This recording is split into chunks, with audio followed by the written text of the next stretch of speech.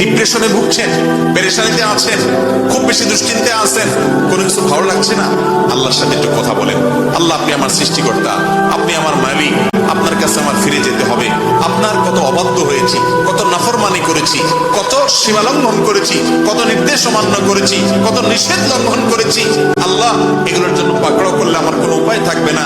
মালিক, এখনো নাকের ডগা নিঃশ্বাস আছে, এখনো ক্ষমা চাওয়ার সুযোগ আছে। আপনি ক্ষমা চাইলে ক্ষমা করে দেন। আমি তওবা করছি, আর কখনো নির্লজ্জ কাজ করব না, আপনার নাফরমানি করব না। আপনি আমার অমুক পাপটা মাফ করে দেন, তমুক পাপটা মাফ করে দেন, আমাকে পাপ থেকে বাঁচায় রাখেন। আল্লাহ, আপনি আমাকে হেফাজত করেন।